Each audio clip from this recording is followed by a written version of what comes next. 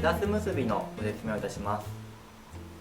枝巣結びは、こういったさびきとかの仕掛けで、幹糸から枝巣を出す結び方になります。で、この結び方の特徴はこう幹糸で8の字結びで、枝巣で、ユニノットで留めているので、この間隔をぴったりに作ることができるというのが特徴になります。ワカサギ仕掛けですとかさびき仕掛け、あとはメタルジグでのジグさびきなんかで、よく使われている結び方になります。では結び方ですけれども、こちらが幹糸になります。で、上下があるんですけども、こっち側にリールがあると思ってください。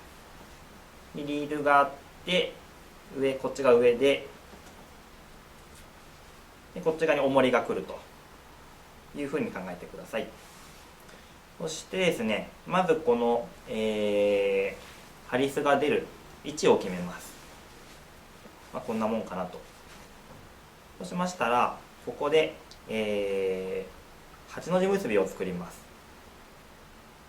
8の字結びはここで重ねて1回ひねって、そして中を通してくる。これが8の字ですね。そうしましたら、この8の字の中をこのハリスを通します。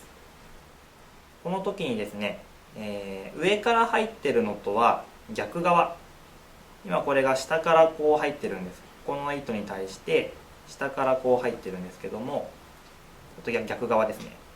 こちら側から入れて、で8の字の中央の糸をくぐって、そして上から出てきます。もう一回やりますと、この上から入っている糸とは上からこうですね、竿からこう来た上から来た糸とは逆側からこう入りまして、下を通って出てくる。でこの時にですね、こことここは反対方向から入っているんですけども、こっち側は同じ方向から出ることになります。下から通って上に出てくるので。そうしましたら、ここで8の字を締めます。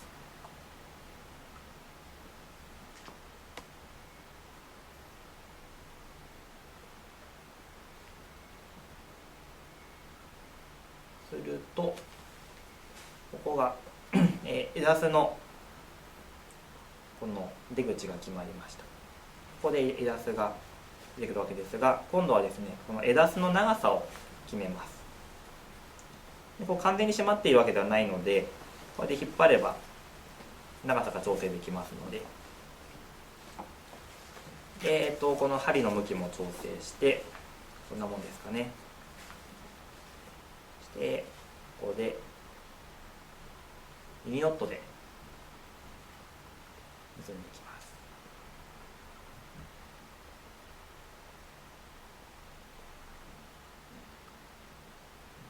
でこの長さを決めたいので、なるべく端糸が多くなるように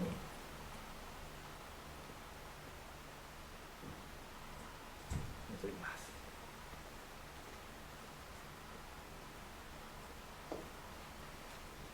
そうするとこのよう